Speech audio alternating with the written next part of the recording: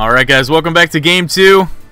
This is Word, and we have come fresh off a game where both players proxy maraudered, base traded, literally traded bases across the map, and then went into a somewhat standard transitional game into who knows what the hell else, and then Marauders and Hellions just rolled everything over. Guys, the loser of the last match, currently down 0-1, he is the Yellow Terran, he is Pasildan. And the winner of the last match, currently up 1-0. This is a best of 3. The Red Terran, he is Dragon. We're going to be here on Antigua Shipyard, spawning cross positions, of course. And this is Heart of the Swarm, man. And I feel like, okay, I was feeling like the nameplate was uncentered, or decentered, or not centered. But that was just because I was not centered. And I was like, oh, why isn't the nameplate all the way over here? Oh, it's because I'm stupid. But we fixed the problem, and it's good. And oh my god, Dragon. You never know when to stop, man. He's going for another proxy again. It doesn't look like Pasildan's going to be going for the same, playing a bit more conservative now. Now, based on this positioning, based on the map we're on, and based on the little bit later gas, I'm going to have to say it's going to be Reapers for Dragon. Now, of course, the Heart of the Swarm Reaper, if you're not aware, heals when out of combat, much like Protoss shields, only does 8 damage per shot with no bonus to light, and is much quicker, moving at a speed of, I believe, 3.75, which I think is the same speed as when you get the upgrade, the speed upgrade in Wings of Liberty. I could be wrong, but it's much quicker. You'll see it, as I'm sure he's going to be building it, especially the way it's rallied. Yeah, it's definitely going to be Reapers. Now, Pasildan is opening up with gas after racks. Could be any number of things. Could even be a Marauder Expand that's a little bit less common, though. Although a lot of the times in TvT, I wouldn't be surprised in Heart of the Swarm, just the way Reapers are, you kind of have to get a Marauder sometimes. You just can't handle them otherwise. Now, this Reaper is going to be coming in. We are going to see Pasildan going to get a scout off, and he'll see that there's a proxy, but it might not be until it's too late. Now, the Reaper is not as scary as it was in Wings of Liberty. It's weird, because it'll stick around a lot longer, but it takes twice as long to kill an SCV. Actually, more than twice as long. So you can get away with zoning it out with only a few units. Actually, it looks like Pasildan's going to be opening Reapers here, just not proxying them. Well, the Reaper's going to be coming up. And here it begins, the damage being pretty slight. Like I said, it does take a lot for this Reaper to kill an SCV, man. So it's going to work on it. Actually going to get itself a couple of kills, and since Pasildan opted to open with a Reaper, he's not going to be able to chase this down as quickly. However, he does have the health advantage. Is he going to be able to get another shot on the Reaper? Oh, no. And it looks like the Reaper... Okay, he really wants to chase and hunt it down because he knows it will start regenerating out of combat. Very nice pick by Pasildan. He's going to save himself a little bit of trouble later. Do we have another Reaper coming out for Dragon? Yes, we do. In fact, we have another Reaper in the base, going to be getting chased away. Dragon investing pretty heavily in these Reapers. They aren't any cheaper. It's still 50 gas, so that is 150 gas invested for these Reapers. Gonna double check. Yeah, that's right, 50 gas. I knew it all along, guys. Just playing with you. So Dragon is going to be transitioning into a factory. The nice thing about this is he doesn't have to leave an add-on behind. Looks like he is going to be bringing this Reaper out. And it looks like he's just barely going to get the first shot on that Reaper, which is so cute. He, like, rallied it out in between the shots. It happened, it was just very fortunate for him. So he might be able to pick this Reaper off. Some SCV is going to be coming out, though. The Reaper is going to go down, and this one is going to leave the base. Meanwhile, Pasildan's Reaper is going to come back to try to pick it off. Where is Dragon's Reaper? I hear some healing. He's in the back of the mineral line. Those combat drugs starting to regen that Reaper. Not particularly quickly, but still it doesn't take long to get it back up to full health. However, Pasildan will be finishing him off. And oh god, he's off the cliff for good. That was pretty cool. I wish we had seen more of it. These guys are continuing to produce Reapers, by the way. We have Dragon in the base with 2 Reapers versus the 2 Reapers of Pasildan. And it looks like with a little bit of luck and micro, Dragon is going to come up on top, forcing Pasildan to pull more SCVs. He has killed 3 workers. He has himself a... Actually, no, he doesn't have a worker lead. I assumed he would. I saw the numbers like, oh, somebody's leading by 3 workers. I assume it's going to be Dragon. No, he doesn't. However, he's being very active with these Reapers. Picks off a 4th SCV, as a matter of fact. So he's starting to even that up a bit. Still refuses to lift off this barracks and run away. But now, it looks like with the superior Reaper numbers being in Pasildan's hand, he is going to have to get out of there. And, oh, actually, picking off that SCV has supply blocked Pasildan for quite a while. Looks like we are going to see a Widow Mine coming out here for the Yellow Terran player. That'll allow him to defend his mineral line much easier, and it looks like, yeah, he is going to plant that down right there. So any Reaper coming up will be knocked away quite quickly. Meanwhile, Dragon is going directly for Hellions, it looks like, definitely guarding his area from these Reapers, and they are going to be coming in here, but Pasildan could lose one. Yes, one does go down. Very good positioning by the Red Terran player. Dragon has 2 gas, he has a starport, and he actually has an armory, so we are going to see the most feared of all of the Heart of the Swarm builds. It's going to be the Hellbat drop. What is Pasildan going to do about it? I don't know, but I fear for his safety. The Hellbat drops oh so strong, and I am actually not sure if this is pre or post patch. The latest patch dropped on Heart of the Swarm allows you to only fit 2 Hellbats into a medevac, and oh, Dragon, look at this. Look at this boldness. Not sure if it's accomplishing a lot, but it's definitely interesting. Now, once he loads these Hellbats up into this medevac, we are going to see, okay, it looks like it is post-patch. This is the most recent patch. 2 Hellbats in a medevac. Still pretty scary, and of course these medevacs do have the afterburners, which ups their speed by 70%. No, there they go. Hold on, can we get a lock on that medevac? Not for very long, we can't. Okay, there, she slows down. These women drivers, man, out of control. No, I don't mean it, it's fine. Oh, wow, look at that. Dragon blocking the Widow Mine in. So clever. If you guys don't watch Dragon stream, you absolutely should, because if you like seeing stuff like this, oh my god, Reaper got taken down. You could get used to seeing it a lot more. It looks like the Hellbat drop is going to go down, but not a lot of SCVs with it. This Viking, busy attacking the supply depot, is not quite going to be able to... Oh my god! Oh my god! Medevac, goodbye. Dragon did manage to kill about 4 workers there, it looks like. Oh, he's attacking the... I thought he was attacking the supply depot. For some reason, no, he's attacking the barracks. But, oh my god, that was brutal. So the Widow Mine took out the medevac, obviously. We all saw that. I was a little bit crazed about it. So there we go. Pretty good defense there by Pasildan. These Widow Mines, man, they make drops in mineral lines very, very difficult. Now we have 2 command centers here for Dragon. Pasildan's command center laid down on the low ground, but not quite in position due to a little bit of annoying Reaper harassment. These 3 Widow Mines are going to be coming up here. What is Pasildan's plan for these guys, man? I am not sure. He's going to try to sneak them around the watchtower, of course. Where are they going? Oh, what's this? We can follow the waypoints and find out exactly where they're coming? Alright, well, let's see if Dragon sees them. Of course he's aware of the Widow Mines now. After his medevac got picked off, and oh, he sees those Widow Mines creeping by. Now, Dragon, does he have a Raven? No. Pasildan does. Dragon, however, is just producing Vikings and Hellions. Possibly worried about a Widow Mine drop. Can be just as deadly as the Hellion drop. Hellbat drop, I should say. Hellion's going to be able to get in here, pick off this command center building SCV, and make sure that that is delayed for just a little while longer. Pretty smallish armies for these guys. Just Hellions and Vikings out for Dragon. Meanwhile, we still have those 2 Reapers out for Pasildan and quite a few Widow Mines on the map. And it looks like this Widow Mine is going to blow! One of the Vikings goes down, another takes some splash damage. And, oh, we saw another one, I think. Oh, it killed another SCV. So Pasildan doing an incredible job using these Widow Mines to keep Dragon guessing, forcing him to waste scans, too, which is actually very nice. And slowing down the progression of his economy. And it looks like Pasildan is going full-on mech, a great choice in Heart of the Swarm, and a great choice on Antigua's Shipyard. And continuing to produce those Widow Mines. And I got to be a little bit worried about these Widow Mines, because once your opponent does get a Raven out, they do become significantly less useful. Since most Terran units are ranged, you can pick them off outside of range. It's not too difficult, especially if you're getting tanks out, which Dragon is going to be doing pretty soon, I imagine. Going pure Hellion and Hellbat at the moment. Just really, really massing those up. We'll see how that works out. The composition for these guys, Hellion, Viking, still for Dragon. We do have tank, Hellion, Viking, and a single Raven out. And now Dragon is getting a Raven, so that is absolutely very good. Upgrades. Ooh, actually we can check the upgrades tab. We see that Blue Flame has completed for Dragon. He also has +1 vehicle weapons. No upgrades for Pasildan, and none on the way either. He's got these Widow Mines quite spread out, along with the Hellions. So he's going to keep his opponent guessing, and he's really going to be able to control the center of the map. If you thought that it was in control before with siege tanks, man, Widow Mines are going to double that effectiveness quite easily. Pasildan's 3rd command center is up.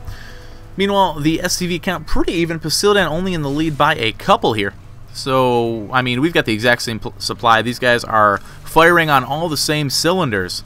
we're going to have to see, positionally speaking, who's going to be able to take the game, because in a mech versus mech game, it's all about location, location, location. It's just like real estate. Dragon going to be coming up here, manages to pick off that Widowmine, but not before he takes a solid center mass shot, picking off one of his Hellions and dealing quite good damage to another one. Meanwhile, the run by here for Pasildan is coming up. However, Dragon has Blue Flame, Pasildan does not, so he's kind of sacrificing all these Hellions in an effort to kill some more SCVs. And yeah, I mean, you're going to get a few SCV kills, actually not a lot, but we saw the same issue in the other game. Pasildan lost 2 Banshees, or possibly, I think it might have been 3 Banshees. No, I think it was only 2.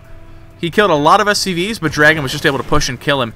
Widowmine taking out another Hellion there. And, you know, they seem pretty deadly, but honestly, and the way most things progress... Oh, the Widowmine is going to get picked off. The way most things progress, especially if you're cautious about Widowmines, it's only ever going to hit the unit in the front, and when it's a cheap unit like a Hellion, the investment really isn't worth losing that Widowmine. Because Widowmines are 50-50, I believe? Oh, no, they're 75-25. Okay, it's not too bad, but still the Hellion is a little bit cheaper unit, so trading a Widowmine for a Hellion definitely favors the player who loses the Hellion. Looks like the tank going to ward away these Hellions. Dragon going to be taking the gold base in the center. Pasildan has still not landed his 3rd. SCV count still quite equal for these players. Upgrade-wise, we do have +2 completed for Dragon. And structure-wise, well, I just opened that tab for fun. Can't really read too much into it. I mean, Dragon has double armory. It's interesting to note that Pasildan does not. So Dragon's upgrades are already better, and that's unlikely to change for the rest of this game. Of course, 2 armories are better than 1. Looks like Pasildan did go for a Hellbat dropped, eventually did get that chased away. Gonna drop that and work on healing it up. Dragon really pursuing this drop to the ends of the earth. Should be able to get it too. The Raven is right on top of this. And, oh, the Seeker Missile, as a matter of fact, is on that medevac. Oh, my goodness. The medevacs blowing up in this game are actually pretty awesome. We've got a Widowmine taking one out. We've got a Seeker Missile taking one out. Oh, my God, we got a battle happening right now. Dragon is not going to want to engage there, though. The tank line is beautiful for Pasildan. And the Hellbats have been morphed in. Dun, dun, dun, dun, dun, dun. They look like super mechs from some anime. They've got the weird round little helmets. It looks like he is going to morph back into Hellion mode. God, that looks painful. Oh, okay. Well, he's just going to put them through the motions now. Of course, both these guys are Hellbat capable. All you need is that armory. And you've got Hellbat mode automatically researched. Level 3 weapons on the way for Dragon. Still no upgrades for Pasildan, and Dragon has +1 vehicle plating as well. So his army is just superior. There's no other way around it. The downside for him is his tank count is 1. He's only just now started producing tanks. 22 Hellbats on the field, though. And these suckers can take up a lot of damage. They're light, so they do not take extra damage from these tanks, of course. That's something to consider, and that's why a Hellbat charge will be a little bit more useful. Oh my goodness, SCV, wrong place, wrong time. But of course, when you have 11 tanks all firing at the same group of Hellbats, they're going to go down pretty quickly. Pasildan could get trapped up here. This is actually a pretty good chunk of his army. He has one chance to slip by now. Is he going to take it? Still no Blue Flame, still no upgrades. Kind of sloppy from Pasildan here. There, it looks like we do have the +1 weapons on the way and a second armory. He's got to be feeling the sweat, though. He's seen Dragon's units. He knows those upgrades are up there. It's a little bit scary. Looks like the single Hellbat's going to be like, hurrah! Trying to take a base on my turf, are you? Alright, Riot, shield up. We don't want to take any damage. Let's go. Solo Hellbat, can you take on 10 Hellions? I'm going to guess no. Nope, the answer was no, especially with Blue Flame. Now Pasildan does have a 4th on the way. His 3rd has landed. Dragon with a 4 SCV lead. But of course, the name of the game when you're playing mech is gas, and these guys have a ton of minerals banked up that they can't quite spend. Pasildan is taking the center now. Dragon moving in to get some Thors to help with these Vikings, of course. But oh my God, what a beautiful position for Pasildan. Dragon is kind of caught on 2 separate angles, which the tanks are both covering. And the Thors are going to be, of course, very good versus the Hellions. Not really, I mean, they'll help take out the Vikings, which give him, you know, that beautiful range for his tanks, but you also do want to deal with any massive Hellions as well. Pasildan's unit's kind of trapped up here. Take a look at the units lost tab. Dragon has lost quite a bit more. Oh, we see a couple Seeker Missiles, both targeted on the same Viking, though. I think, unless that was 2 clumped Vikings. Interesting. If you guys aren't familiar with the way secret missiles work, and you couldn't tell just by looking at it, basically what they'll do, they'll lock onto the unit, wait for how many seconds is it? Okay, 5 seconds, and the unit that is targeted is highlighted in red, so the opponent has a chance to pull it away from his army. The Hellbat's going to be charging up here, but they're still taking a lot of splash damage from all of these tanks. Dragon coming in from multiple angles. The Thor's doing quite well because there's not a whole ton of tanks left, and it looks like Dragon is going to be able to clean this up, but some reinforcing Hellions and tanks from Pasildan are going to be reclaiming the center. Dragon's Thor is knocked away, and the Hellbat's doing some work, but unfortunately they were not up to the task. And now Pasildan is going to be free to take out Gold Base himself while controlling the center, and this is why Antigua is such a good map for mech. If you've got a good spread like Pasildan does, well, this center is yours, and that means you are guaranteed a gold base. However, that's also a reason a lot of players don't like it. Whoever's holding the center has a distinct economic advantage that can be very hard to overcome. Hellion, or Hellbat I should say, over here assaulting this command center. Just for reference, they do 18 versus armored, 30 versus light, and that does, of course, get affected by upgrades. Dragon, with his 3-1 upgrades, is looking phenomenal to the +1 weapons of Pasildan, but he is actually getting Viking weapons, I should say ship weapons, but it's Viking weapons for all intents and purposes at this moment. It looks like Pasildan's going to be coming up here against these 3 Thors. Not sure if it is the best idea. A Dragon might lose a Thor, but Pasildan is going to lose far more. Oh, with a couple more tanks reinforcing here, we could see a bit of a change in that. Interesting battles all over the map here, even with the immobile army that is tanks. Pasildan still manages to find a way to get them over here. Actually picks off all 3 of those Thors, which was a pretty good victory for him. And it looks like he's denied the command center over here on the 8 o'clock as well. Pasildan, man, he's really controlling this map. Dragon, however, being very bold with his expansions. He's tech switching quite well. He just needs to get rid of these unfavorable engagements. He'll have a great composition. The problem is he keeps losing a lot of it to the small portions of Pasildan's army because he is all over this map so very much. Now Pasildan has a sensor tower set up. Looks like he's rocking and rolling. More Thors on the way here for Dragon. Tank count for Pasildan is 16 though, and they are absolutely spread all over this. Look at this. Just Pasildan owns the center right now. I cannot overstress how important that is in this matchup on this map in particular. Dragon's expansions, though, I mean, they've been up longer. He's been mining a lot. He is starting to get low on the minerals, though. He's got the 1 mining base left. Can't get a lot of SCVs over here without losing them to risk of Hellion run-bys, which is why he does have most of his army over here. But again, these are the situations where he's finding himself in a bit of a pickle because Pasildan, with his superior army, can just go send some of his army to go engage Dragon's split army and then keep holding the center with his crazy tank count. And he is just really battening down the hatches, building missile turrets in a line across the center. Dragon doing a great job denying that Hellion run-by, though. He knows exactly what Pasildan's up to, and he plans to prevent him at every turn. We do have a barracks down here, somehow, some way. Not sure exactly why. I'm wondering if it's the barracks from the main. I'm not actually sure what happened to it. The barracks will live on a legend. This is such a hard position to attack into. And the thing is, there's just no way around it. Pasildan, he's got a giant line of turrets. Unless you doom drop everything. I mean, Pasildan's still going to see it because of these sensor towers. He can't pull away as quickly, but it's just going to turn into a base race. No player really likes to deal with that. So Dragon's just trying to find an avenue where he can get in. Looks like we have a massive Viking landing over at the 3rd base. So Dragon going to kill quite a few SCVs, bringing him down to a count of 55 against his opponent's 64. Meanwhile, the gold base for Pasildan has pretty much gone up unhindered. And oh my god, the OC is going to get taken out as well. Bam! Vikings doing a good job. Hellion run-by over at the 4th base of Dragon, doing a ton of damage. Still no blue flame for Pasildan, though. If you take a look at those upgrades, yep, no blue flame. The Vikings coming back again, but, oh man, Dragon's just being pulled all over the place. Pasildan really knows how to work this composition very well. And the Hellbats are quite slow. You want them to beefify your composition and, of course, make sure that they can win direct fights with other Hellions. But you want them to get there quick as well. Looks like Pasildan is going to extend his line out, but could this make it a bit too thin? Dragon's going to be charging in. Can he hit this from an angle? The Thor's going to be pretty useful against the Vikings. I was going to say the Vikings not going to be very useful at all. Thor's taking a lot of punishment. They can certainly eat up that damage. It looks like this portion of Pasildan's army is going to get taken out. Dragon with a huge army supply advantage at 20 supply right now. His upgrades really paying off with the 3-2 as opposed to his opponent's 2-0. The +1 weapons on the Vikings not doing a whole lot of work, except against those SCVs, I guess.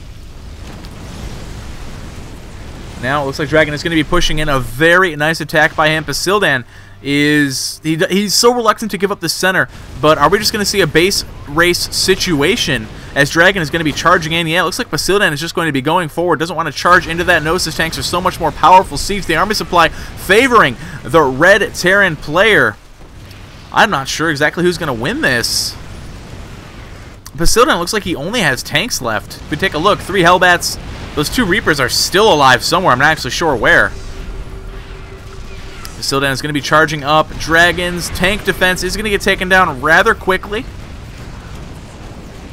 These 2 players are going to be working on each other. Pasildan trying to produce as much as he can back at home. It looks like he's sieging up at the top. Going to get some extra damage laid down at his opponent, but of course Dragon doing the same thing back at home, producing those tanks. Going to get them in a good positional advantage. If these guys just float to each other's side of the map again, I'm just going to lose my mind. Pasildan is losing most of his production, though. Tank's doing a really good job. I mean, neither of these guys can really afford to lose this army. They're taking out each other's production. Pasildan starting to close the supply gap. He is down 0-1, so he does need to win this game if he wants to stay in this best of 3. It looks like Dragon's going to be dropping his tanks on top of that. Did not work out particularly well, though, because of the high ground tanks of Pasildan. And it looks like, actually, Pasildan has enough army here to hold the natural, or to hold the ramp to his main, I should say. 3 command centers floated over here. I think Dragon might have seen them. But it looks like Pasildan's attack has been stopped cold as well. So these guys are just going to be going back home. However, Dragon can hit this gold base on the way back. That's something he's definitely going to want to do. If he can take that out, it will definitely even this game up quite a bit. Dragon with a single tank here. Not sure how much health it has. Not sure if I can actually one-on-one that Hellbat. He's going to come out and go for it, though. Oh, loading it up, and no, he's just going to bail, but some solid micro from Dragon. He is going to take down that Hellbat with just one more shot. Bam, there he goes. Pasildan has begun mining over here with the multiple mules, actually saving this OC as well. Pasildan actually has 5, 6 command centers. Dragon, 1, 2, 3, 4, 5. Oh, I thought he had a little less. Now it looks like he's coming up here to work on this base. Now, of course, Planetary can be pretty endlessly repaired, but I think Thor's outrange it. Because Thor's a 7 range, Planetary's a 6, right? That's right. Dragon just not in the best position. I'm relatively certain they have 7 range. Okay, that's right. It is 7 range. Meanwhile, an army for Dragon to be cleaned up in the middle. And actually, wow. Dragon is kind of losing very important units to structures, which is not good. We see Pasildan now with a almost double army supply advantage. Suddenly this game is tipped in his favor very highly. Oh, the Hellbat's coming in to get rid of those SCVs. And this Planetary does get blown up. But these Thors are trapped, and actually if Dragon loses them, he's not going to have a lot left. 4 tanks and 1 Hellion, that is going to be it. Pasildan should be able to just get on top of them, but oh, are we going to see emergency evacuation from Dragon? Oh, he's actually probably going to be dropping into the main here. Going to ferry some of these Thors here. These 2 are going to be left for dead, it looks like, unless he can magically get these medevacs back. Are they going to lose to the turret? No, not with that speed boost. However, the army is waiting. The Vikings are waiting. That is going to get picked off. The 2 Thors over here die very quick deaths. Can say that to their families at least. And Dragon is starting to build his army, but 22 tanks versus 7. You don't need to be a mathematician to know which number is better. Dragon going to try to hold on as best he can, but it's only a matter of time before Pasildan can consolidate his forces and move up to the top. There's nothing on this side of the map right now for Dragon except this lonely command center, which honestly can be taken out by these Hellions if he so chooses, because the mules cannot defend it. Pasildan going to be moving up now. This command center for Dragon looking to land here, only to find that there are 3 command centers in that base. Looks like a Hellbat drop on these tanks. Going to take a few of them out. He's going to be charging up here with everything he's got. Going to take out a few of Pasildan's units. But Pasildan rolling up here with a ton of tank reinforcements, and I think this is going to be too much for Dragon. This is all he's got left, guys. I think Pasildan's about to tie it up 1-1, and we're going to go on to Game 3. God, do I love going on to Game 3. I absolutely love it. Pasildan coming up here with a lot of tanks. Dragon going to siege up on the high ground. He's got a backup Thor, but the Vikings are landing for Pasildan. He's taking out everything Dragon's got down to 27 army supply. He is playing the very defensive style as he needs to, sieging up on the high ground, not overcommitting. But in this case, even the best micro in the world is not quite going to save you. There it is, GG from Dragon, guys. We are going to Game 3 as Pasildan ties this up 1-1, dropping the 99, which does look like a GG, so that's pretty cute. I might actually start doing that. I hope he doesn't mind. It's pretty neat. And yeah, guys, game 3 coming up right now. Tied up 1-1 between Dragon and Pasildan.